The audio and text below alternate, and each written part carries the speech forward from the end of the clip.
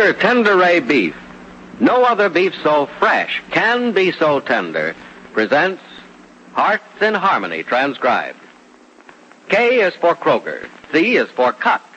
B is for beef. KCB means Kroger cut beef. And Kroger cut beef means more meat for your money. Remember that fact, ladies.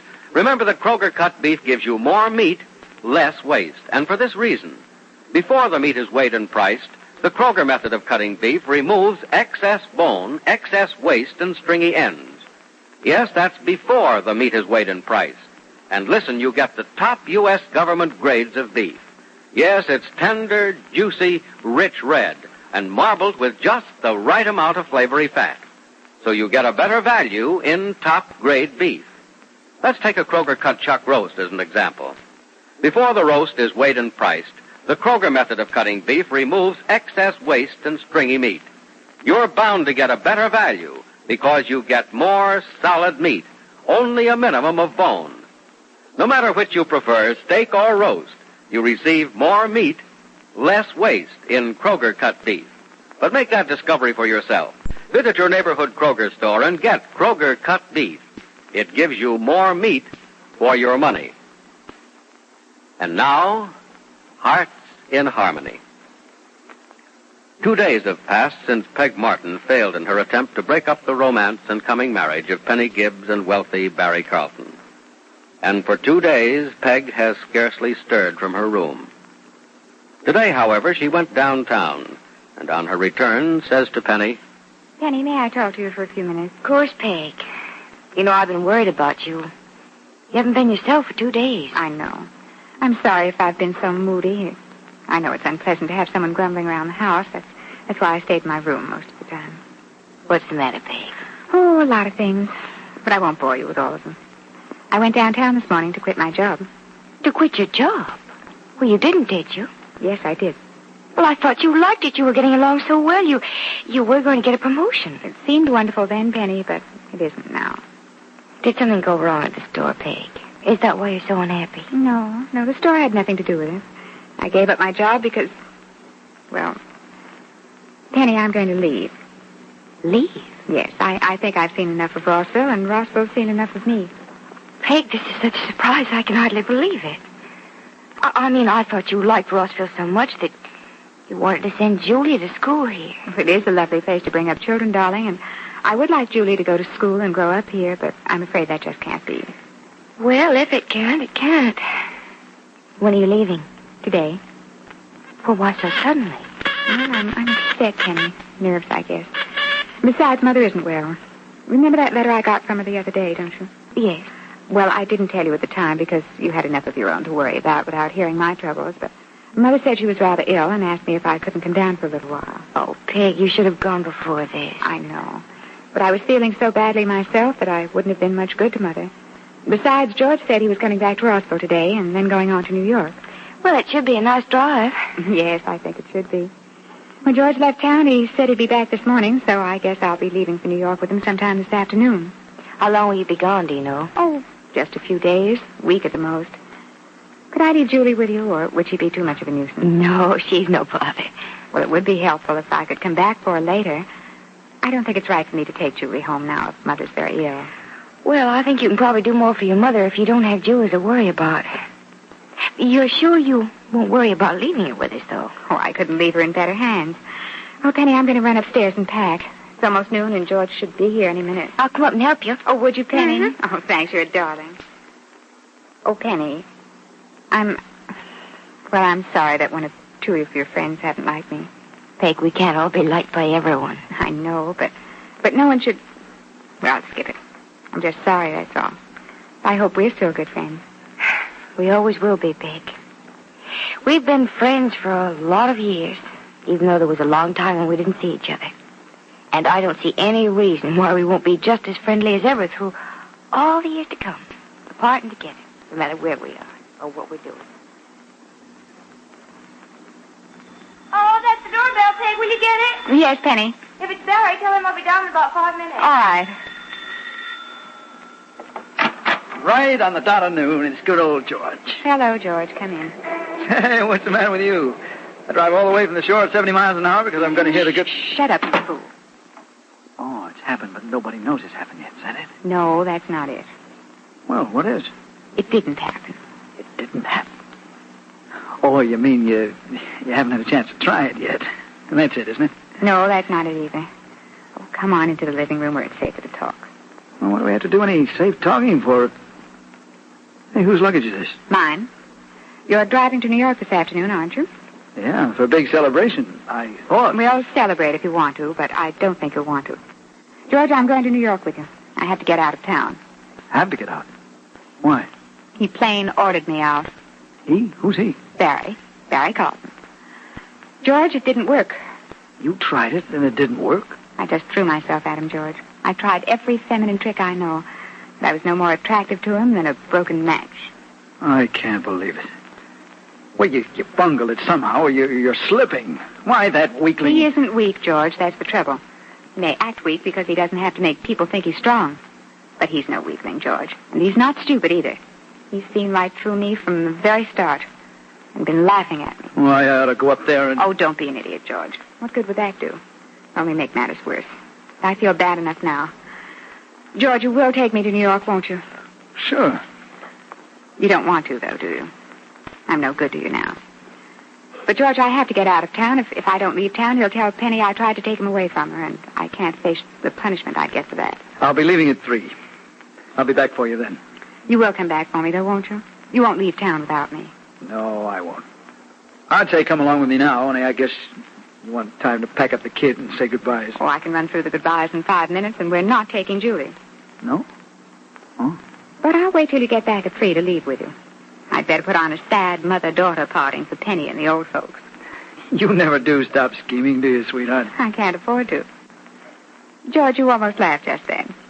You're not angry. No. Why should I get sore, sweetheart? All right, so we lost the big melon. We had no business figuring how we were going to cut it up until we knew it was ripe, so we made a mistake. Maybe we've learned a lesson and we'll do better next time. Oh, George, you're a darling. Oh, no, I'm not. I just figured there are enough suckers in this world to go around. We just haven't bumped into the sucker meant for us. Oh, we will. And then we'll... Now, that's starting to cut an unripe melon again, isn't it? Look, I'll be back for you at 3, honey. Be sure to turn on your best set of tears when you say goodbye to that kid of yours. Oh, don't worry. But when you get back and see my red eyes, don't you laugh. Don't worry. I'll look sad-eyed, too. You'd better. Guess I can afford to be long-faced for a while. Yeah, we can laugh ourselves sick all the way to New York. Yes. All the way. All the way to New York.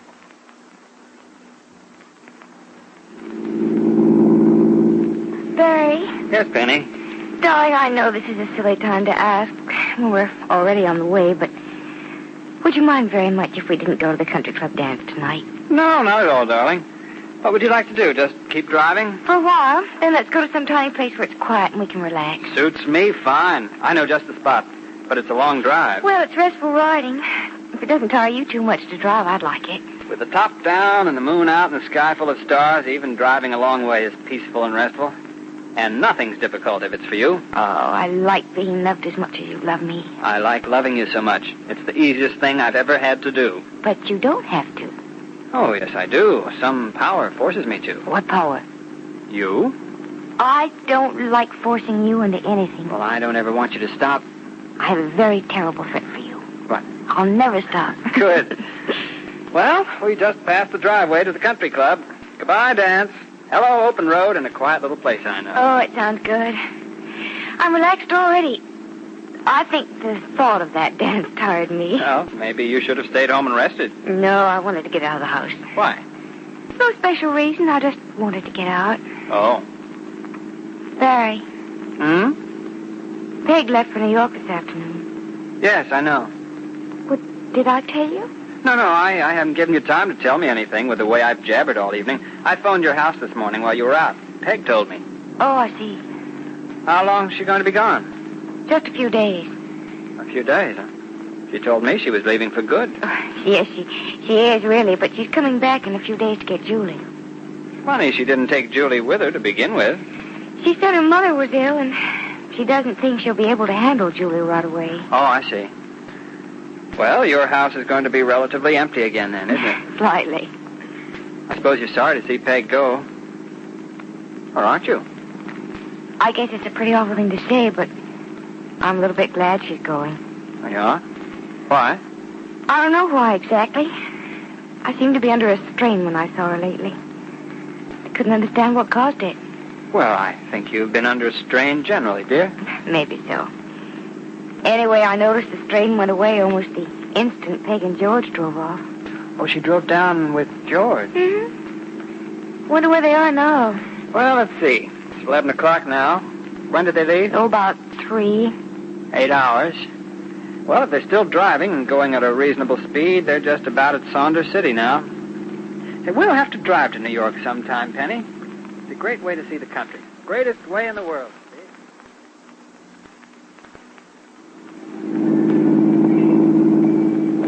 What town did that sign say this way, George?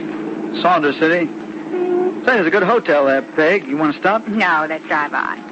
I want to put Rossville behind me as fast as I can. Peg, don't hate the place because you flopped there. I flopped at one thing or another in almost every town in this country. And some of them are still my favorite spots. But I hate Rossville. I wish there was some way for me to be sure I'd never see it again. Oh, I think you'll change your mind. Oh, not about that place. Oh, no. Well, now, maybe you will after you've rested up. That fellow Carton is still a very rich man, you know. And you can cause as much trouble for a man with a wife as without one. Maybe more. Are you suggesting that I go back to Rossville and try again? It's something to think about. Now, maybe you haven't seen the last of Rossville, sweetheart. But what's worse for Rossville, maybe it hasn't seen the last of you. You might be able to talk me into it. He's still an attractive melon, isn't he? Well, maybe your friend Penny said goodbye to you this afternoon, but I think she'll say hello again one of these days. So Peg Martin plans on causing trouble for Penny in the future, does she? Will Penny find happiness as Mrs. Barry Carlton, only to lose it to an enemy who pretends to be her friend? Be sure to listen to the next dramatic episode of Hearts in Harmony. KCB. KCB. KCB means Kroger cut beef, and Kroger cut beef means more meat for your money. Right. Kroger cut beef gives you more meat, less waste, because before the meat is weighed and priced, the Kroger method of cutting beef removes excess bone, excess waste, and stringy ends. Take a Kroger cut round steak or roast, for example. The Kroger method of cutting beef removes excess waste and stringy meat before the steak or roast is weighed and priced. You get a minimum of bone, and you get top U.S. government grades of beef. Beef that's tender, juicy, rich red, and marbled with just the right amount of flavory fat. But visit your neighborhood Kroger store and see for yourself. And remember, whether you buy a steak or roast, Kroger cut beef gives you more meat for your money. Ladies, make plans right this instant to visit your neighborhood Kroger store, the only place you can buy Kroger cut beef. Surprise and delight your family with a delicious and juicy steak or roast. And remember, in Kroger cut beef, you get more meat for your money, because the Kroger method of cutting beef gives you more meat, less waste. Get Kroger cut beef right away at your neighborhood Kroger store. Be sure to join us again tomorrow. Same time, same station, for another thrilling transcribed chapter of Hearts in Harmony.